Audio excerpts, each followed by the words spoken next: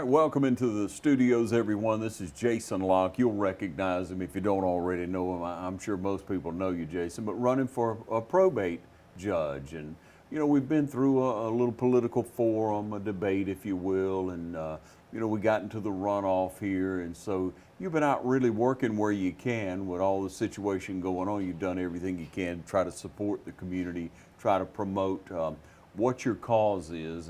But there may be somebody out there, they may be people who don't know everything about you. So we wanted to have Jason in the studio today to be able to just talk a little bit about who you are and what you have to offer. So let's just do an overview again, if you will, Jason. Tell everybody about yourself. Well, I appreciate you having me, Ron. And I grew up here in Lawrence County, and the baby of 8 kids, and Silas and Neil Locke were my parents. I grew up out on Walk Dairy Road, and graduated high school from West Lawrence High School in 1993. And my dad ran a convenience store over in Dudley when I was growing up, and so I grew up there at Dudley Baptist Church, and I love Dudley and what it means to this county. I love this county.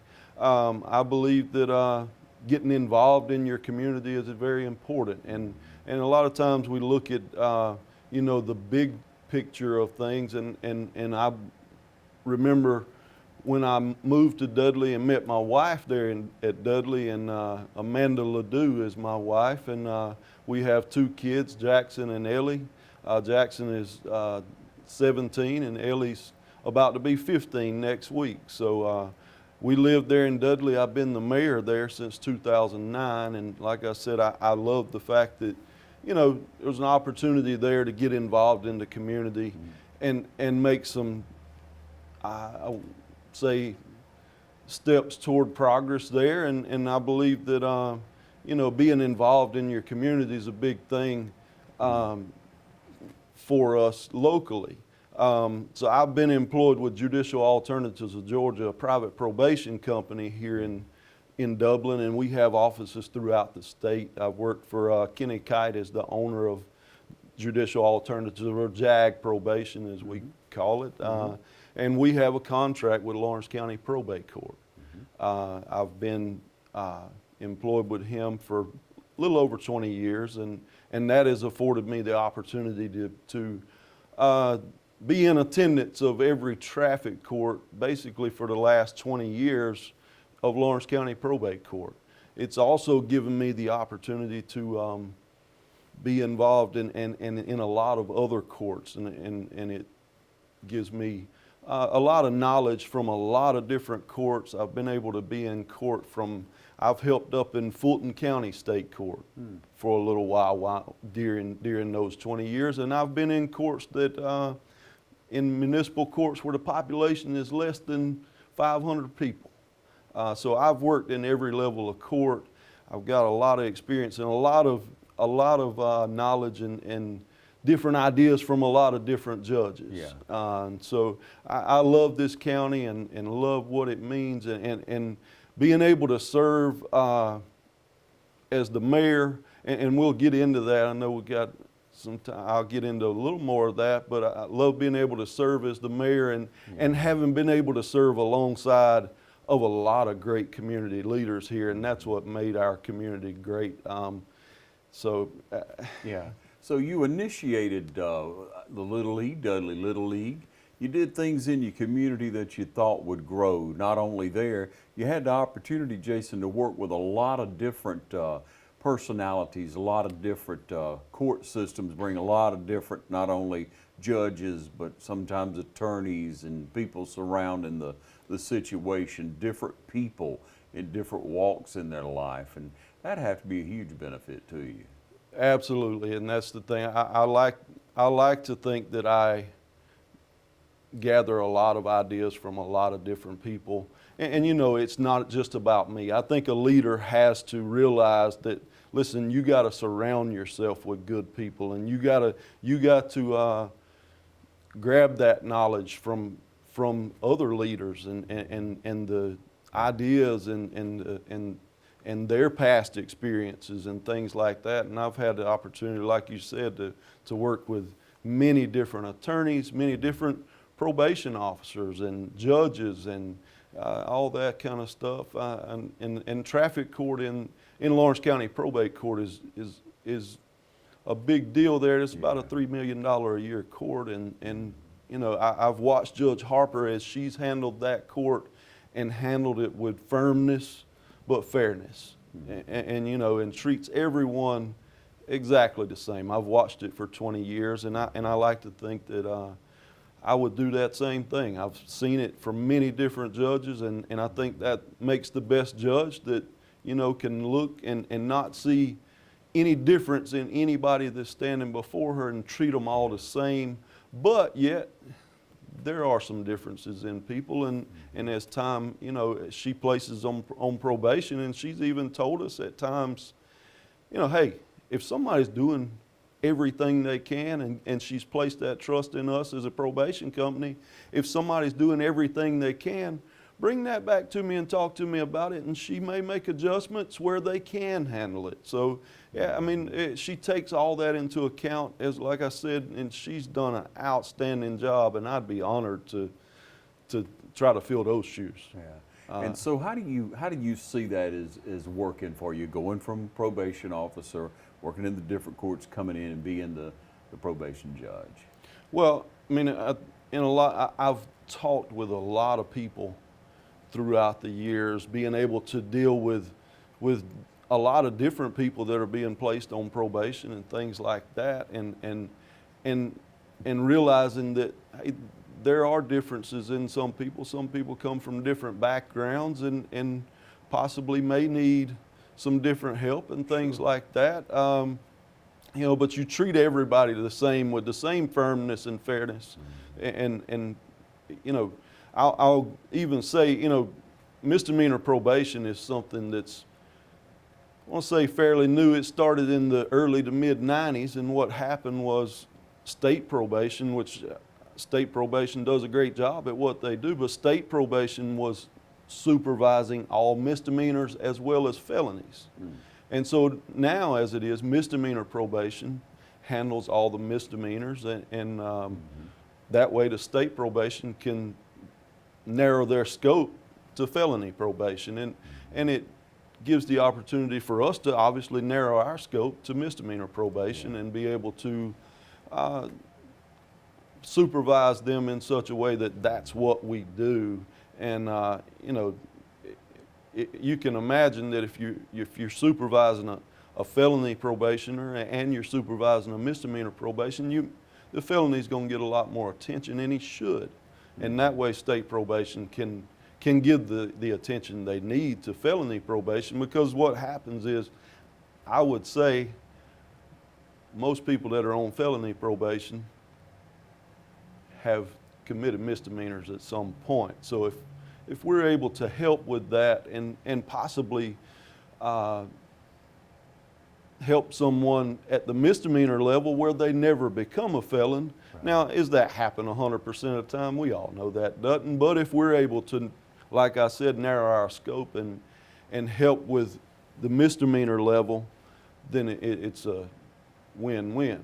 They may never become a felony probationer. Yeah, I like what you say, Jason, that each person stands before the law, stands before the court equal, but every situation is different. And you kind of learn that, Jason, through the leadership that you provided. You've been in many different leadership roles, haven't you? I have, and like I said, I'm very proud of the fact that I've been employed with JAG probation for 20 years, but there's another level to that, and we all should find ways to get involved in our community. And being the mayor of the city of Dudley, I served on city council from 2004 to 2009, and being the mayor is one way that I could give back to my community. You know, that's I certainly, you know, can help right there locally, bloom where I'm planted, if you will. And I was one of the things that I wanted to see when I became involved in local politics was this little city of Dudley is, look, we want to create things for young people to do. That was my main objective. Now, are there more things to city government than that? Yeah, absolutely. We're putting in we're working on our sewage system, putting in a new well. We got to keep all those things rolling as well. But one of the things, like I said, is to create things for young people to do. We started Little League in 2011. We had about 150 kids. This year, obviously was heartbroken that we had to cancel our season with all this going on. But this year we had over 500 kids registered to play Little League baseball and softball in Dudley, and we've even expanded from, baseball, and we've added softball. We added it back. We had it one year in 2013, and then we've built a field there for the softball, and that thing we're real proud of what's going on there. And I say I just had a dream, if you will, and there's been hundreds of volunteers that have stepped up and helped with that. And I believe in the Little League model wholeheartedly. It's totally based on volunteer support. And what happens is, you start to see parents and dads, volunteers run the concession stand, volunteers umpire, and volunteers do the scorekeeping, and volunteers cut the grass and everything. So what you see is we're getting to the point now where we've had a couple of years of high school graduates that have come through our program, and we're real proud of the fact that we've been able to give away a scholarship to a baseball player and a softball player to a graduating senior that's come through our program. So it's come a long way. It's beyond what I would have ever dreamed, honestly, and that's through the work of a lot of volunteers. And just, simply, like I said, just don't look at something and say, we'd love to have Little League, or whatever it is you see that you want in your community. Go out and see if you can help make it happen, because it doesn't happen alone. I don't sit here and say, I started Dudley Little League and I've done all. Well, you pointed out you've had to build relationships with community people, with parents, with other community leaders, in bringing that program together, and in effect, in so many, building champions, and then bringing them into a middle school and high school level of competition that is of a superior level, truly. And it wouldn't happen without that foundation, without building that up, and without that positive environment. You mentioned it, you was heartbroken about this year. You had over 500 kids registered, and of course, COVID is a real thing, and we're all doing what we can to help with that. But it's made a difference in your church too. You've been exceptionally involved in your church. What's church life like now for you? That's been a tough go. I tell you, church has been, we haven't been able to attend church very much. I mean, we've started back at Dudley, and you have to go in and sit spaced out and sit. That was, I have been very involved in church, and I love Dudley Baptist Church and what it means to this community. I've taught Sunday school there and been an usher and served on different committees there, and I've been there since I was 5 years old. Like I said, I met my wife there, and she grew up in Dudley. She's Doug and Weaver's granddaughter. A lot of people may remember him. He's for sure. Always passed out cards that says it's so nice to be nice. So, I have been fortunate to have a lot of different leaders. Like I said, I'm the baby of 8. Yeah. And how my mom and dad did that, I don't know. I got 2 kids, and I've been fortunate to have, 1, my parents, 2, I'm, like I said, the baby, and believe me when I say I ask for advice from all 7 of the ones that are older than me, and like I said, even I'm fortunate to have married into a great family as well, I like to say I've benefited from a lot of different leaders, and like you said, even in my leadership involvement, I've come alongside some great leaders and served with some great city councilmen and things like that. Yeah, you really do have a love and compassion. You think that's not only from your family, but maybe, I guess, Brother Meeks that was there, and then Billy Dawes now. I mean, you've been under some strong pastors that are compassionate about what's going on in the world, what's going on in the community, and what's going on in men and women's souls.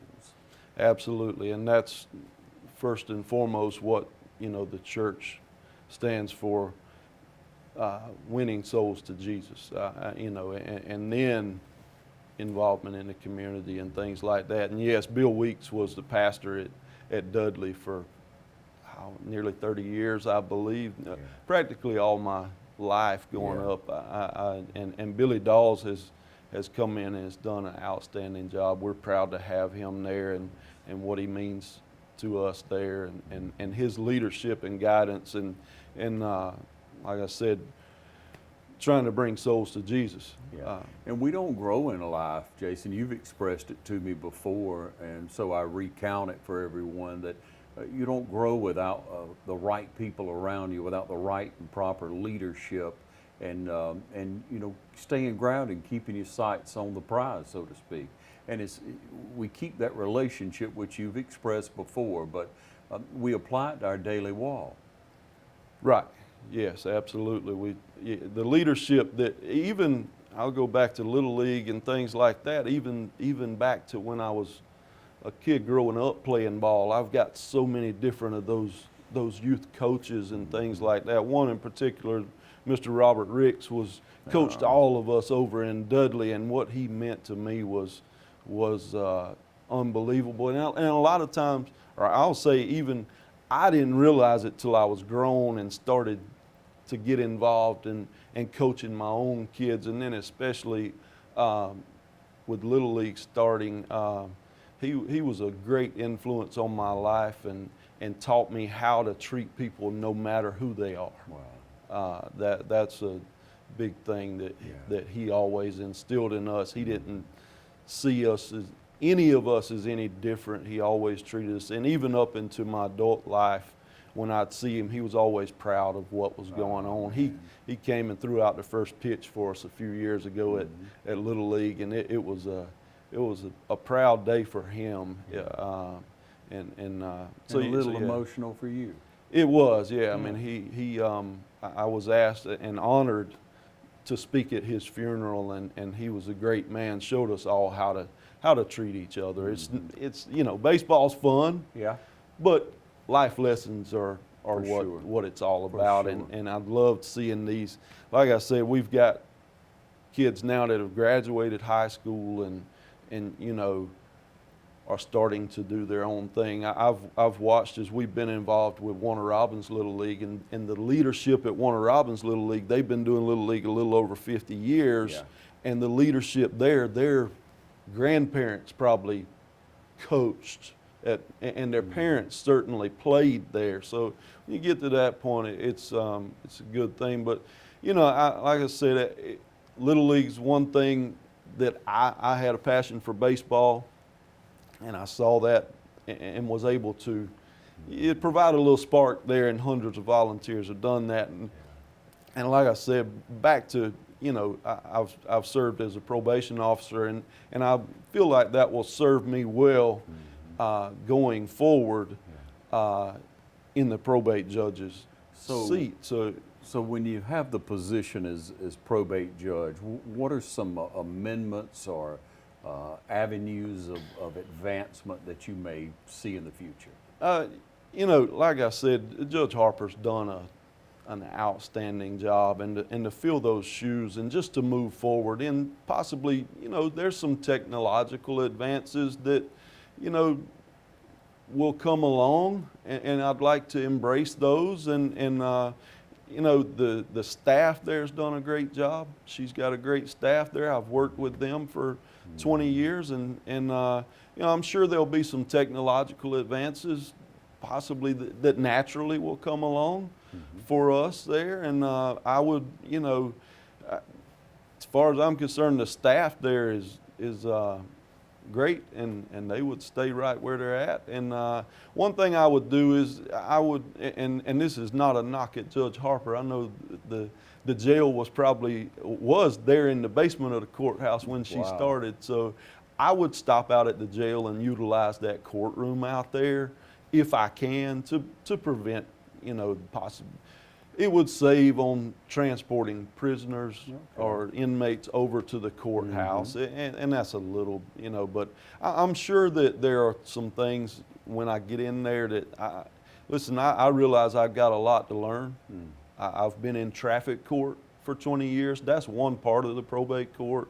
The elections process is one, and I feel like that even through Little League and through being involved in city government, I've been involved in the process and being fair through the election process and things like that. We vote on an all-star team every year, or several all-star teams every year with Little League, and we involve the players in that, and the players actually vote on that, and to keep that completely fair and honest, and that's not to say we're not here, but I do have a little bit of knowledge of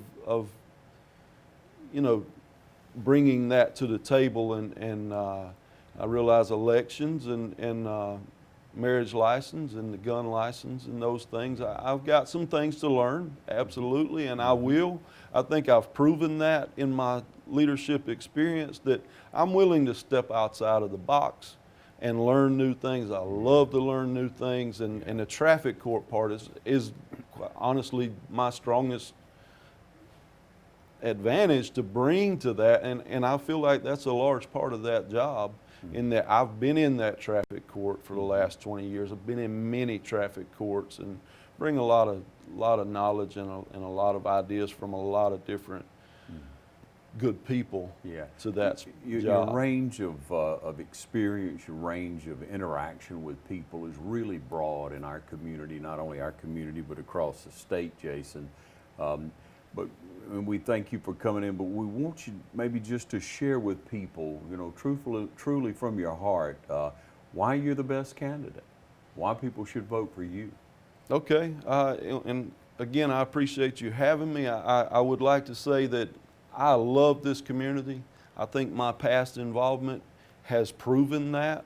I love to be involved in this community. I bring a lot of different knowledge to the table in many different aspects. I've been involved in city government. I've been accountable to voters. So, and that's a big deal, to be accountable to voters and realize that, listen, if I do get in this position, I'm not necessarily the boss, the voters are. The voters are who is in charge, and so I've been accountable to voters. I've been involved in city government. My job in itself has been involved in traffic court again, and being involved. I've served on many different boards. Matter of fact, back to the Boys and Girls Club, I served. Cliff Cruz and I were the first two board members of the Boys and Girls Club of Lawrence and Johnson County, and I'm proud of what's going on there. Again, and I love being involved in this community. I've been on the Dublin Lawrence Crime Stoppers board for 6-7 years. I served as president on that board for a couple of years, and so I love being involved in this community. I don't like to sit on the sideline. I would love to serve this community and this county in the spot of Lawrence County probate judge, and I think my experience over the last 20 years has prepared me for that. So I would appreciate your vote very much. How could someone get in touch with you if they have questions or comments? And so my phone number is 478-290-6451, and if I have a minute, back to the pandemic, I haven't been able to go out and see as many people as I would have liked to. Sure. I would have loved to go and knock on hopefully every door in this county and talk to everyone. Haven't been able to do that. I just felt like that, listen, if we weren't safe to go to, say, church, I didn't feel safe going and knocking on strangers' doors. So if you have a question, if you're on the fence, if you have a concern, please give me a call, and it's like, again, 478-290-6451, and I'd love to hear from anyone that has a question or concern. Hey, how would you handle this? What, I think I'd love to talk to you. I just don't know who exactly. It's been a unique situation for all of us in a lot of different ways, and you know, going out campaigning has been tough. If you see me standing on the side of the road holding a sign, you want stop in and talk with me, please. Yeah. So this has been a great experience, and I always say, you know, if instead of complaining and things like that, if you want to get involved, get involved. If you get involved in the political process and things like that, you'll appreciate the people that have gotten involved. Yeah. and what they do for this community. Because like I said, our community leaders are outstanding. I've been able to, I worked a full-time job while I was going to college, and because of the opportunities that are here in this county, I was able to go to college right here and work a full-time job, and our community has afforded that opportunity to me. So I love being here in Lawrence County. I love Lawrence County and where it's going. Yeah. Well, thank you for sharing with us today, Jason. Continued success to you. Thank you.